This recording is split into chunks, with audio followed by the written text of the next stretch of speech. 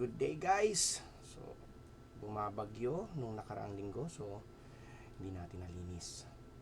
Right now, I'm making a video on how to polish the trigger group ng ating STK100, STK100 Ultra, or in this case, STK100 Enhanced. Kasi ang slide ko ay STK100 pa rin.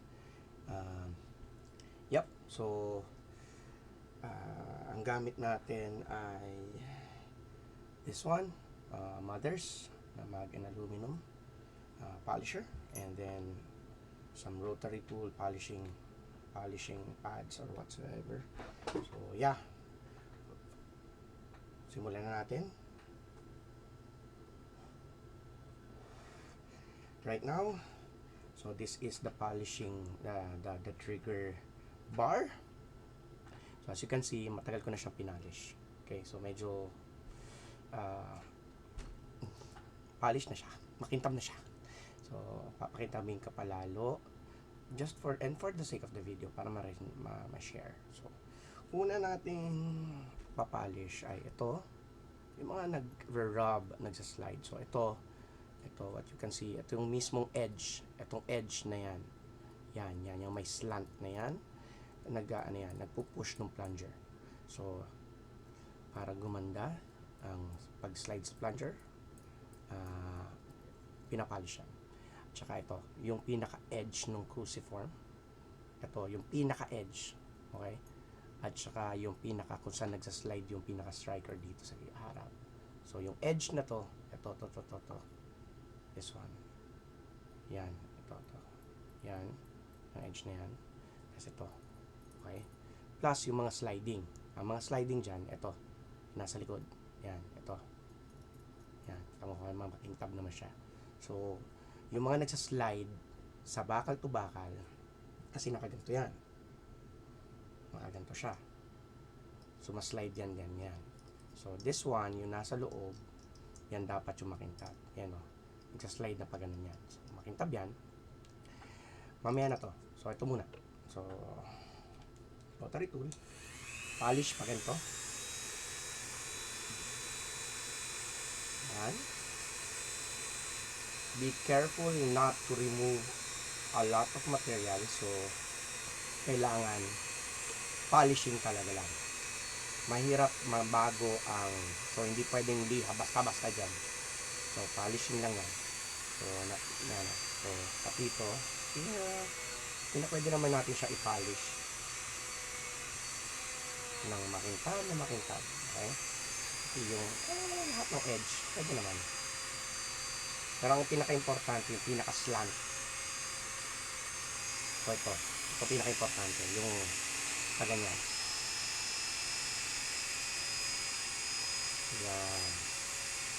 Yan ang pinaka-importante sa lahat. Yan yung pinaka-slide.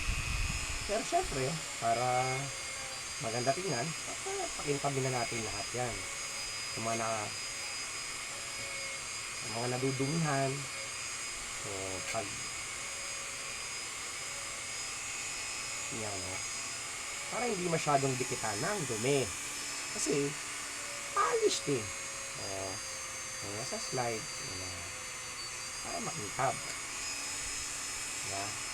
pero hindi na kailangan yan. Ang kailangan ito, yung nasa loob, yan, nasa slide yan So yan ang titirahin natin. Next, yan yung makintab na makintab. So pag ganyan, ganito,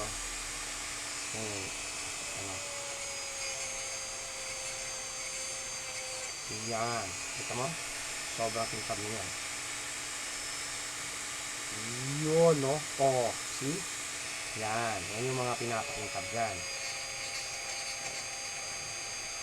Again, hindi kailangan bawasan ng material.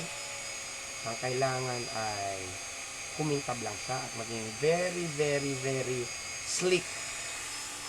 Tapos ito pa, since nagsaslide siya pag ganon gaganon siya, ito yan dito, gaganyan siya dyan, nagsaslide yan nagsaslide, okay?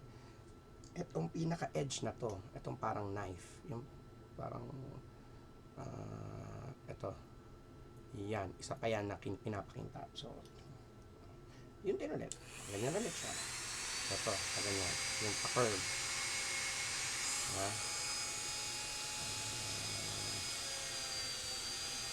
Yan. Lahat ng mga nagsaslide, yan yung pinapakintab. Makintab na kasi ito dati. So, barbang inuulit ko lang. Yan. Tapos, ito naman, yung pinaka-cruciform, yung pinaka-letter T na yan. So, makintab din yan. Yan yung mga nagsaslide sa striker. Okay? Tapos, yung pinaka-edge nun, yung pinaka-labi nung mismo ibabaw ito. Yan. Yan yung mga yan. Pero, again, hindi pwedeng liha. Hindi mo pwedeng bawasan yung material na yan. Or else, yarita. Pwedeng hindi pumutok or mag-auto fire. So, be very, very careful not to remove material. What we're doing is just polishing and making it very slick. Very, very slick. Yun lang. Hindi tayo babawas ng bakal, kumbaga. We're just making it very, very shiny.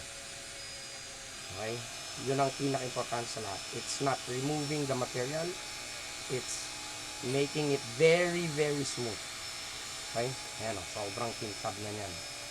Kasi nga, as I've said, ginawa ko na to dati.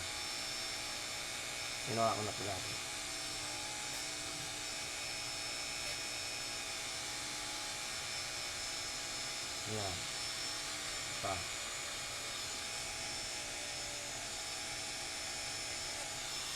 Ano? Pakita ko sa inyo kung gaano nakakintab yan. That one, see? Yung nagsha-shiny, yan lahat yung tinira ko. Okay? Yan yun. Okay? See? Pati ito. Yan mismo. This one.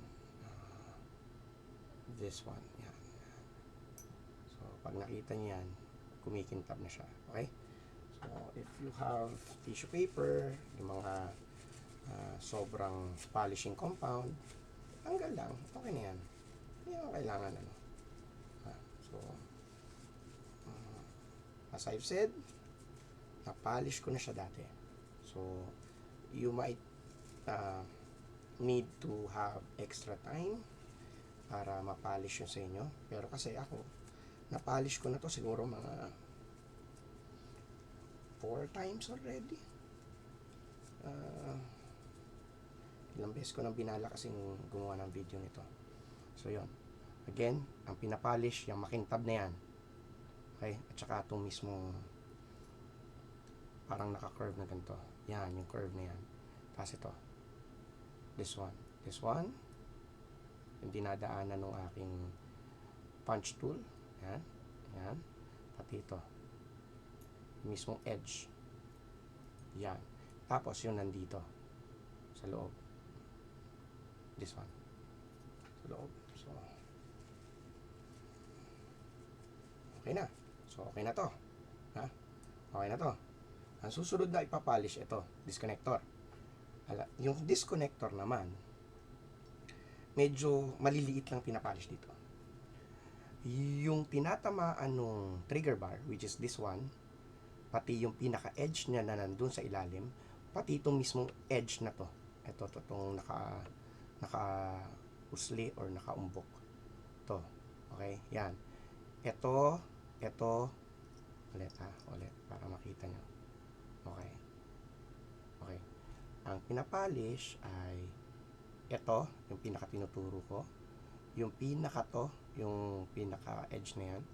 At ito, yung parang, na yan, naka-usli na ganyan. Yan lang ang pinapolish yan. Ito, at ito, yung naka-usli. Okay? So, yun yun. So, again, tirahin na natin ang rotary tool. Kaya lang nga. Lagyan natin ng konting polishing compound. Okay. Tira. Again, akin kasi nakapolish na. Madumi lang to kasi hindi ko nalinis. Pero, so madali lang to sa akin kasi polish na. Yung sa inyo siguro medyo, sabihin na natin mga 5 minutes. Makikintab din yan.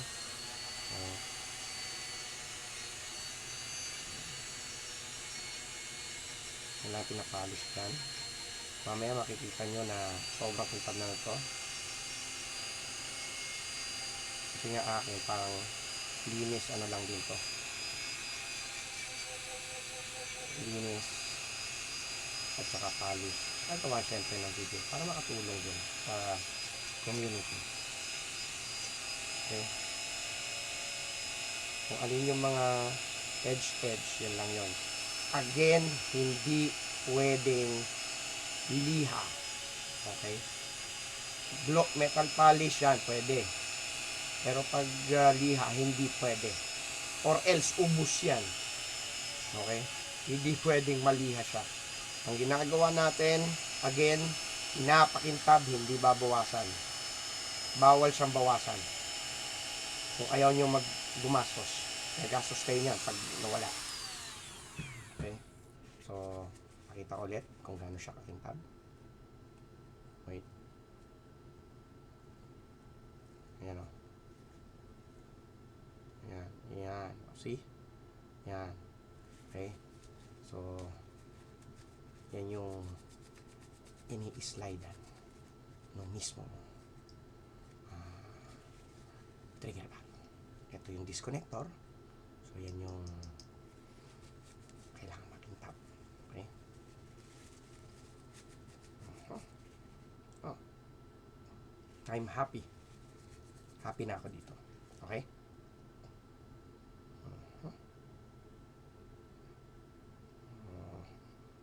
Diba? So, yun na. Yun na kailangan kayo pakintabin.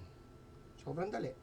So, as you can see, yun lang naman ang tinitira ng ano, ng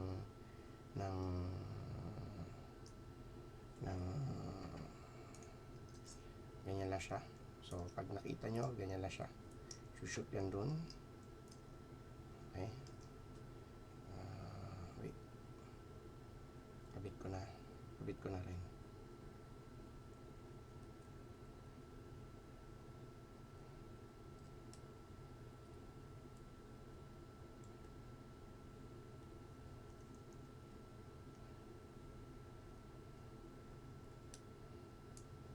Ano siya? So, makikita nyo kung ano yung nagsaslide. Okay? Tapos gumaganon yan. Gumaganon. Okay? Yan yung reset eh. Yan o. May tunog. So, yan yung mga pinapolish dyan. Okay? Yan yung pinapolish dyan. So, trigger. Okay. Sa slide, ang pinapolish, sorry, madumi. So, tanggalin na lang natin para makita nyo. Okay, paano magtanggal nito? Nasa isang video ko. So, press nyo lang para matanggal sorry. Hindi pa pala pwedeng basta-basta tanggalin nga. Paa mo na kaya ng tool. Okay? Ay, nako, makapaglinis ng ating. Tinatamad din kasi ko. So, tanggalin natin muna. So, tanggal natin yan. Tanggal natin ito. Tanggal natin si striker. Tapos, ang huli niyan ay pindutin to, si plunger. Tapos, tanggalin si extractor. Uy, tanggal. Bakit ba yun?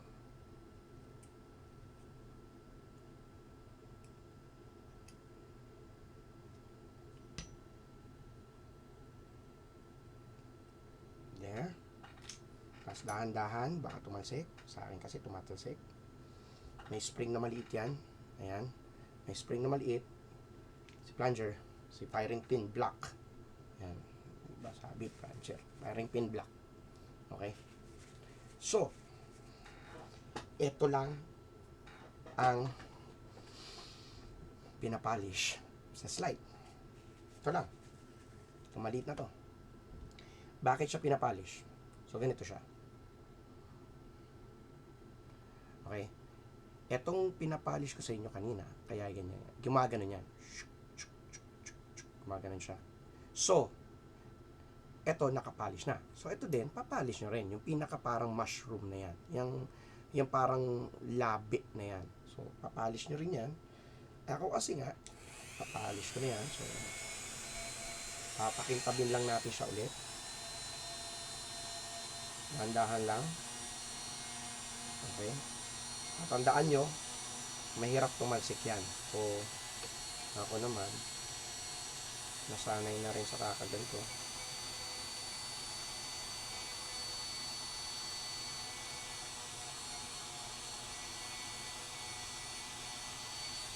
Yung iba nilalagay sa vise, pero ayoko, I don't suggest na lagay nyo sa vise.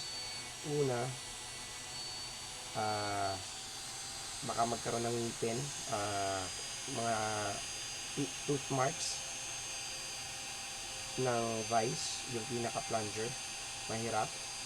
So ako, ginagawa ko talagang tsaga-tsaga. Ganyan. Ganyan lang. Hindi naman kailangan madaliin. Kailangan makintab na siya.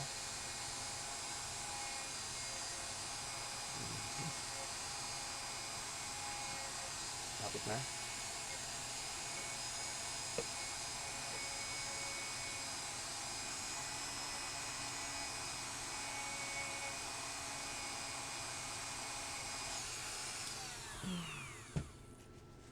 Okay? And as you can see here, maganda kasi ito talaga. Ito maganda. Sobra. I like it. Sandaling magpa-kintab. Look. Sobrang kintab na yan. Sobrang kintab na yan.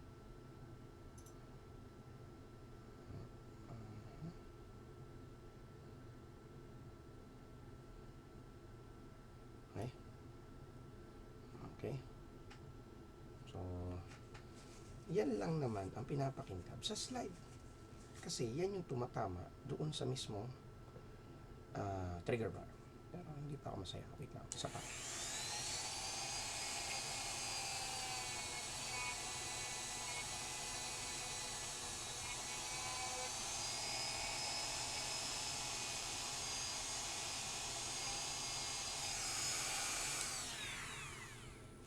Okay.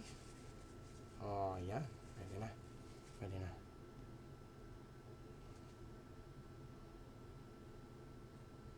Ano? Makintab na siya.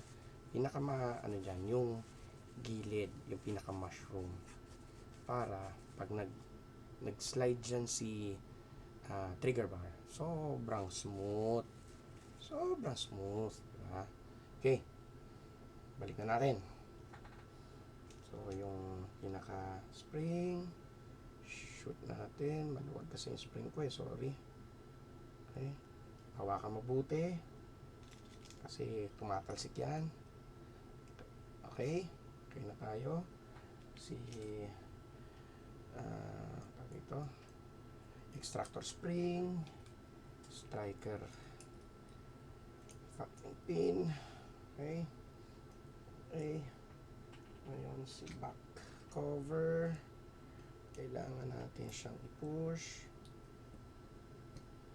pati yung si spring. Be careful, baka tumalsik. Okay.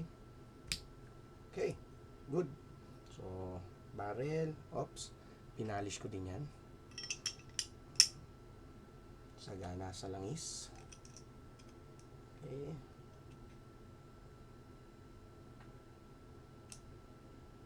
Okay. Ngayon, ito naman. So, shoot lang natin to. Shoot lang natin to. Okay.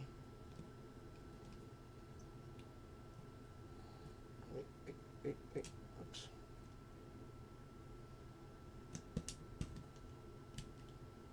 Okay. Ngayon, tinanggal ko kasi yung slide lock. Para ang tanga. Hindi kala ko, yun na yun. Yun pala, kailangan ko siyang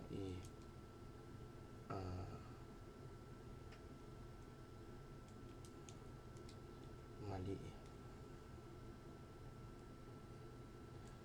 Mali. So,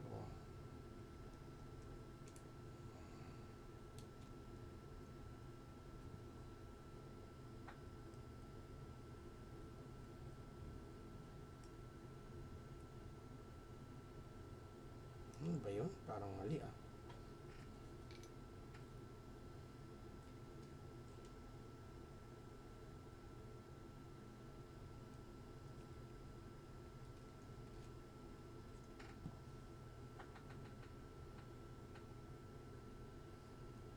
Tama ba?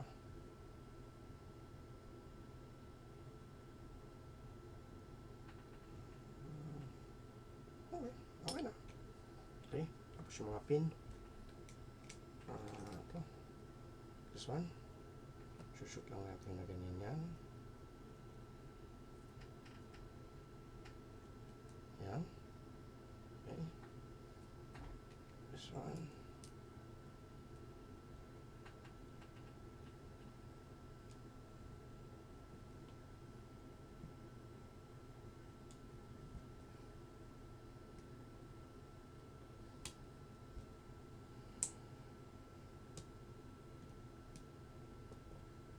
Okay. Tapos meron pang isa pang pin dito sa likod.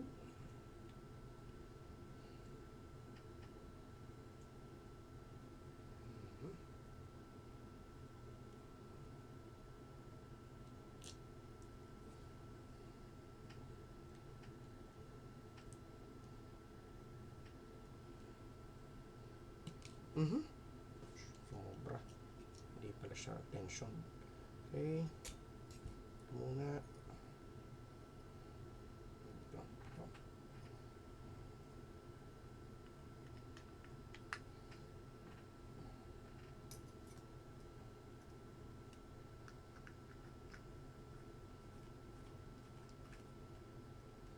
Okay. Goods.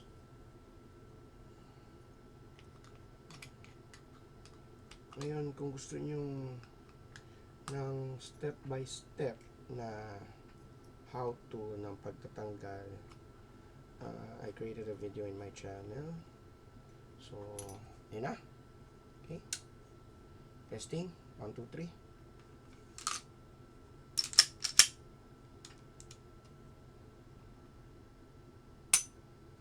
Yun na.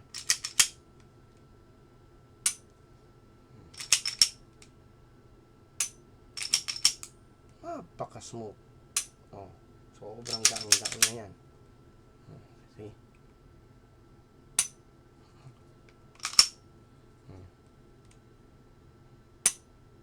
Okay? So that's my video on how to polish the trigger.